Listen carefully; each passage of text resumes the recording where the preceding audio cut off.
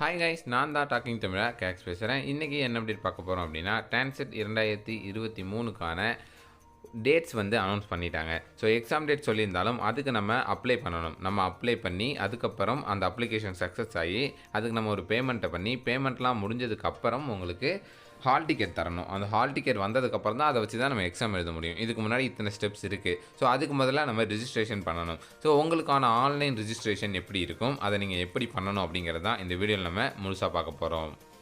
So இந்த எக்ஸாமுக்கான ரிஜிஸ்ட்ரேஷனை பொறுத்த வரைக்கும் MBA, MCA, ME, Mtech, Mba Mca யாராக இருந்தாலும் எல்லாருக்கும் ஒரே மாதிரி தான் இருக்கும். ஸோ ஒவ்வொருத்தவங்களும் தனித்தனியாக பண்ணுற மாதிரி கிடையாது. ஜஸ்ட் ஒரே ஒரு சின்ன ஒரு ஸ்டெப் மட்டும்தான் மாறும். அதில் MBA, MCA பொறுத்த வரைக்கும் ஜென்ரல் எக்ஸாம் தான். ME, Mtech மட்டும் ஒரு ஸ்பெஷலைசேஷன் என்ன எழுத போகிறீங்க அப்படிங்கிறத மட்டும் டிக் பண்ணுற மாதிரி இருக்கும். ஸோ அந்த ஆப்ஷன் அவங்களுக்கு மட்டும்தான் வரும். மற்றபடி மீதி எல்லாருக்கும் ஒரே விஷயந்தான். ஸோ அதுக்கு முன்னாடி இன்னும் உங்களுக்கு வந்து ஆன்லைன் ரிஜிஸ்ட்ரேஷன் ஸ்டார்ட் ஆயிடுச்சு அப்படின்னு கேட்டிங்கன்னா ஸ்டார்ட் ஆகலை. ஆனால் இப்படி தான் இருக்கும் அப்படின்னு நமக்கு தெரியும். ஏன்னா ரொம்ப வருஷமாக பண்ணிகிட்ருக்கோம் இல்லையா. ஸோ அப்போது இந்த எக்ஸாமுக்கு நீங்கள் அப்ளை பண்ணணும் அப்படின்னா அதுக்கு என்னெல்லாம் வேணும், என்னென்ன டீட்டெயில்ஸ்லாம் கேட்டிருப்பாங்க. ஸோ ஸ்டெப் பை ஸ்டெப்பாக தனியாக அவங்களே ஒரு பிடிஎஃபாக கொடுத்துட்டாங்க. அந்த பிடிஎஃபை ரெஃபர் பண்ணி தான் இந்த வீடியோ வந்திருக்கு. ஸோ இதில் வந்து நீங்கள் என்னென்னலாம் வேணுங்கிறத சொல்லியிருப்போம். அது எல்லாத்தையும் நீங்கள் ரெடி பண்ணி இப்போயே வச்சிட்டிங்க அப்படின்னா ஆன்லைன் ரிஜிஸ்ட்ரேஷன் ஆன உடனே அடுத்த 10 நிமிஷத்தில் நீங்கள் கம்ப்ளீட் பண்ணிடலாம். ஓகேங்களா.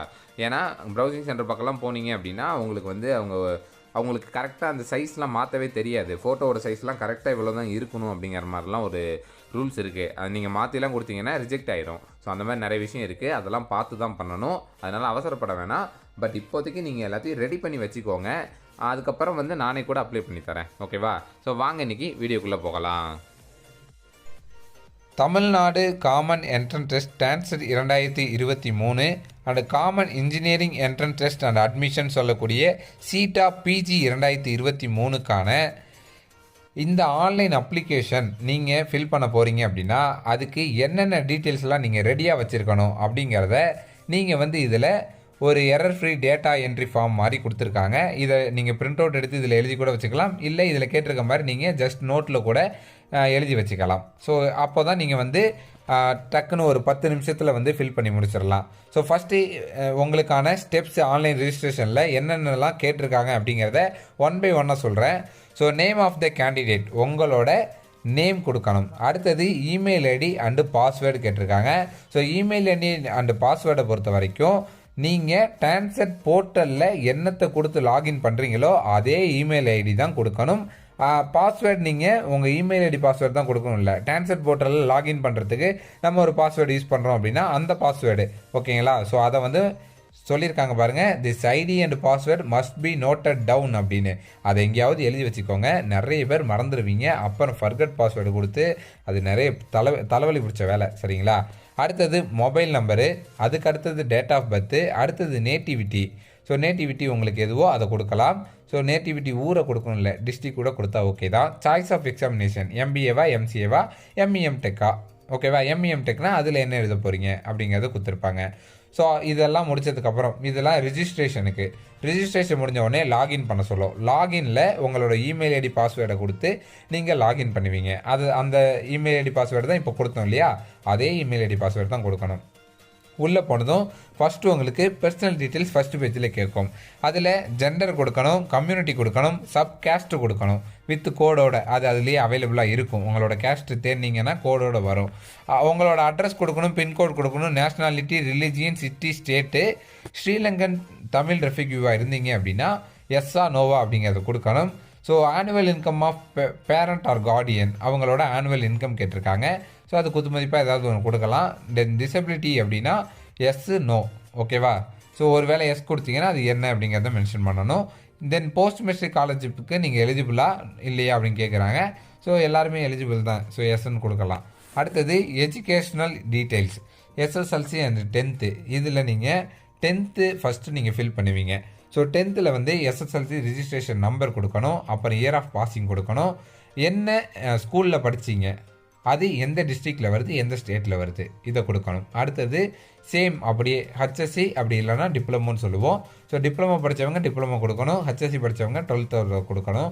HSC ஆர் டிப்ளமோக்கான registration number, year of passing, எந்த காலேஜில் இல்லை எந்த ஸ்கூலில் படிச்சிங்க, டிஸ்ட்ரிக்ட் என்ன, தென் எந்த ஸ்டேட்டில் வருது அப்படிங்கிறத கொடுக்கணும்.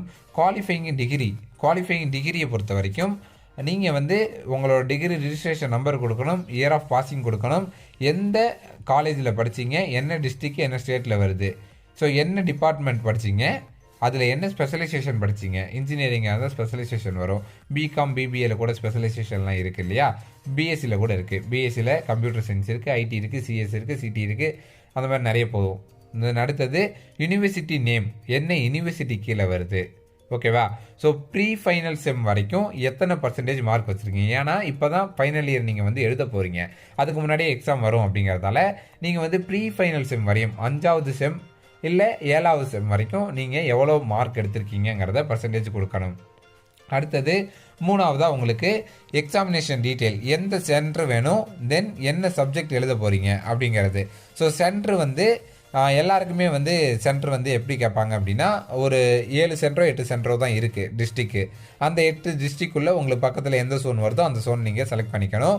சாய்ஸ் ஆஃப் சப்ஜெக்டை பொறுத்த வரைக்கும் எம்இ எம்டெக் எம்ஆர் எம்ப்ளான் மட்டும்தான் அந்த சப்ஜெக்டை வந்து செலக்ட் பண்ணுவாங்க. இங்கே தான் நீங்கள் வந்து எந்த சப்ஜெக்ட்டுக்கு எக்ஸாம் எழுத போகிறீங்க, எந்த டிபார்ட்மெண்ட்டுக்கு எழுத போகிறீங்க அப்படிங்கிறத செலக்ட் பண்ணுவீங்க.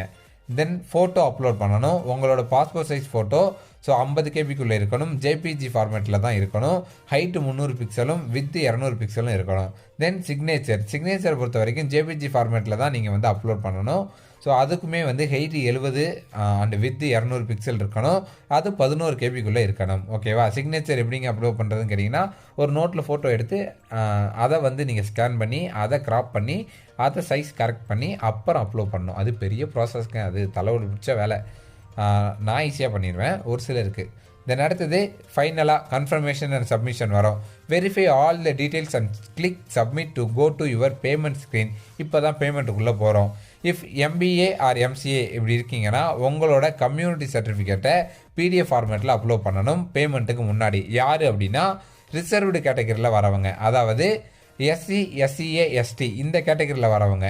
ஏன் அப்படின்னு கேட்டிங்கன்னா அவங்களுக்கு ஃபீஸ் கன்செஷன் உண்டு. அதாவது 600 ரூபா ஜென்ரல் கேட்டகரிக்கு அப்படின்னா அவங்களுக்கு 300 ரூபா தான். ஸோ அப்படி இருக்கும்போது அதுக்கான எலிஜிபிலிட்டி சர்டிஃபிகேட்னு சொல்லக்கூடிய அந்த கம்யூனிட்டி சர்டிஃபிகேட்டை பிடிஎஃப் ஃபார்மேட்டில் இங்கே அப்லோட் பண்ணணும்.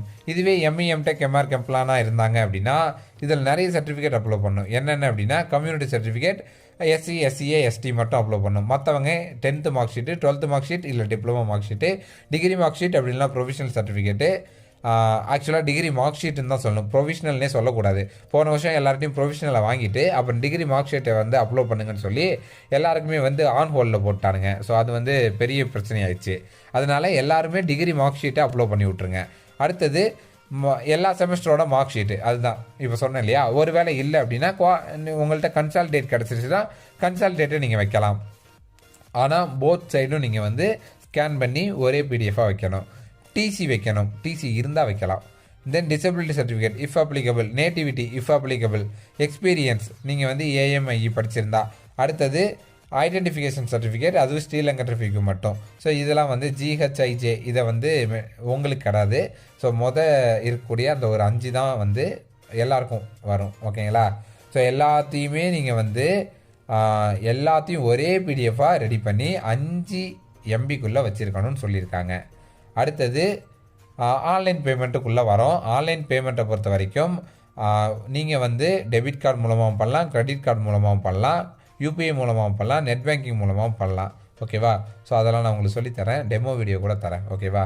ஸோ அடுத்தது என்ட்ரன்ஸ் எக்ஸாமுக்கு எவ்வளோ ஃபீஸ் பே பண்ணணும் அப்படின்னு பார்த்தீங்கன்னா நீங்கள் வந்து ஆன்லைன் மூலமாக மட்டும்தான் பே பண்ணணும். எம்சிஏவாக இருந்தீங்க அப்படின்னா தமிழ்நாட்டு கேண்டிடேட்டாக இருந்தீங்கன்னா 500 ரூபா, ஓகேங்களா. எஸ்சி எஸ்டி எஸ்சிஏ இவங்க 500 ரூபா. இதுவே அதர் ஸ்டேட் கேட்டகிரியோ இல்லை ஜென்ரல் கேட்டகிரியாக இருந்தீங்க அப்படின்னா 1000 ரூபா. அடேங்கப்பா, போன வருஷம் 600 ரூபா 300 ரூபாங்க, இந்த வருஷம் 500 ரூபா 1000 ரூபா போட்டாங்க. அடுத்தது எம்பிஏ, எஸ்சி எஸ்டி எஸ்சிஏவாக இருந்தால் 500, ஜென்ரல் கேட்டகிரியில் வரீங்க அப்படின்னா 1000. அதான் இந்த எஸ்சி எஸ்சிஏ எஸ்டி இல்லாமல் பிசி, எம்பிசி, பிசிஎம், அப்புறம் வேறு என்ன இருக்குது, டிஎன்சி இது எல்லாமே வந்து 1000 ரூபா பே பண்ணுற மாதிரி இருக்கும். எஸ்சி எஸ்சிஏ எஸ்டி மட்டும் 500 ரூபா பே பண்ணுற மாதிரி இருக்கும். எம்பிஏ எம்சிஏ எம்இ எம்டெக் எல்லாருக்குமே. ஆனால் எம்இ எம்டெக் மட்டும் உங்களுக்கு வந்து ஜிஎஸ்டியோட சேர்த்து எடுப்பான். அப்படி பார்க்கும்போது 1000 ரூபா கட்டுறவங்க ஜிஎஸ்டியோட சேர்த்து 1590 கட்டணும். தென் எம்இ எம்டெக்கில் எஸ்சி எஸ்சிஏ எஸ்டி கேட்டகரியில் வரீங்க 500 ரூபா கட்டுறீங்க அப்படின்னா அதுக்கு ஜிஎஸ்டியோட சேர்த்து 795 ரூபா கட்டுற மாதிரி இருக்கும். Once the application is submitted there is no scope for change of any data. நீங்கள் சப்மிட் பண்ணுறதுக்கு முன்னாடி டேட்டாலாம் கரெக்டாக இருக்கான்னு பார்த்துட்டு தான் பேமெண்ட் பேச்சுக்கே வரணும். Your details are verified only after the payment of examination fees. நீங்கள் பேமெண்ட்லாம் நீங்கள் வந்து பே பண்ணதுக்கப்புறம் ஒரு பிடிஎஃப் வரும். அந்த பிடிஎஃபில் தான் எல்லாம் கரெக்டாக இருக்காங்கிறத நீங்கள் மறுபடியும் செக் பண்ண முடியும். அதுக்கு முன்னாடி முடியாதுங்க அப்படின்னு சொல்லியிருக்காங்க. அதுக்கு முன்னாடி பிடிஎஃபாக வராது. நீங்கள் செக் பண்ணதே நீங்கள் ஃபில் பண்ணதை ஒன்ஸ் ப்ரிவ்யூ காமிக்கும். அப்போ நீங்கள் பார்த்துக்கலாம்.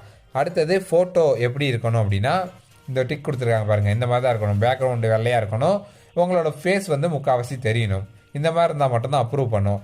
அன்அப்ரூவ்டு ஃபோட்டோ இங்கே காமிச்சிருக்காங்க பாருங்கள். இந்த மாதிரி ஸ்டைலாக இருக்கிறது, அப்புறம் பாதி மூஞ்சி தெரியறது, சைடாக நிற்கிறது, அப்போ இந்த மாதிரி கீழே வச்சு ஃபோட்டோ எடுக்கிறது, இந்த மாதிரிலாம் இருக்கக்கூடாது.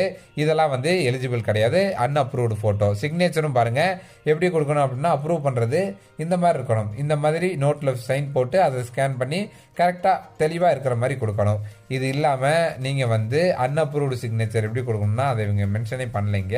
ஸோ எப்படி கொடுக்கணும்னா இது வந்து சுத்தமாக தெரியாத மாதிரி ஃபுல்லாக ஸ்கேன் பண்ணி இல்லை ரொம்ப தூரத்துலேருந்து வச்சு ஃபோட்டோ மாதிரி எடுத்து போடுறது இந்த மாதிரிலாம் இருக்கக்கூடாது அப்படின்னு சொல்லியிருக்காங்க. இதுதான் வந்து நீங்கள் ஆன்லைனில் அப்ளை பண்ணுறதுக்கான ப்ரொசீஜர். ஸோ இதில் கேட்டிருக்கக்கூடிய டீட்டெயில்ஸ்லாம் ரெடியாக வச்சுருந்தீங்கன்னா 10 நிமிஷத்தில் அப்ளை பண்ணுறேன். யாரும் தயவு செஞ்சு ப்ரௌசிங் சென்டர் பக்கம் போகாதீங்க. அவங்களுக்கு தெரியாது. அவங்களுக்கு தெரிஞ்ச மாதிரி எல்லாத்தையும் தப்பாக பண்ணி கொடுத்துருவாங்க. அப்புறம் நீங்கள் தான் உட்காந்துட்டு அழுகணும். நான் எல்லா வருஷமும் இதை சொல்லுவேன். ஓகேங்களா? கடந்த 3 வருஷமாக நான் சொல்லிக்கிட்டு தான் இருக்கேன். ப்ரௌசிங் சென்டர் பக்கம் தயவு செஞ்சு போகாதீங்க. உங்களுக்கு அப்ளைவே பண்ண தெரியலனா கூட நான் அப்ளை பண்ணி தரேன். ப்ரௌசிங் சென்டரில் கொடுக்குற காசை என்கிட்ட கொடுத்துட்டு போங்க. ஆனால் ப்ரௌசிங் சென்டர் பக்கம் போய் தப்பாக பண்ணி மாட்டிக்காதீங்க. ஓகேவா? ஸோ அவ்வளோதாங்க. இதுதாங்க உங்களுக்கான ரிஜிஸ்ட்ரேஷன் ப்ராசஸ்ஸு. ஸோ ரிஜிஸ்ட்ரேஷன் ஆரம்பித்த உடனே நம்ம வந்து பண்ணிடலாம். ஸோ நான் வந்து இதுக்கு முன்னாடி டெமோ வீடியோவும் உங்களுக்கு கொடுத்துருவேன். நீங்கள் அதை பார்த்து கூட பண்ணலாம். ஸோ டெமோவாக கரெக்டாக கொடுத்துருவேன். அதை பார்த்து கூட நீங்கள் பண்ணிக்கலாம். ஒன்றும் பிரச்சனை கிடையாது. ஸோ இது வரைக்கும் நம்மளோட வாட்ஸ்அப் குரூப்பில் நீங்கள் இன்னும் ஜாயின் பண்ணல அப்படின்னா மறக்காமல் ஜாயின் பண்ணிக்கோங்க. இந்த வீடியோஸை உங்களோட ஃப்ரெண்ட்ஸுக்கும் ஷேர் பண்ணுங்கள். இது வரைக்கும் நம்மளோட சேனல் சப்ஸ்கிரைப் பண்ணல அப்படின்னா மறக்காமல் சப்ஸ்கிரைப் பண்ணிக்கோங்க. அப்போ தான் தரக்கூடிய டென்த் சம்மந்தமான எல்லா அப்டேட்ஸும் உங்களுக்கு அடுத்தடுத்த நோட்டிஃபிகேஷன்ஸாக வந்துக்கிட்டே இருக்கும்.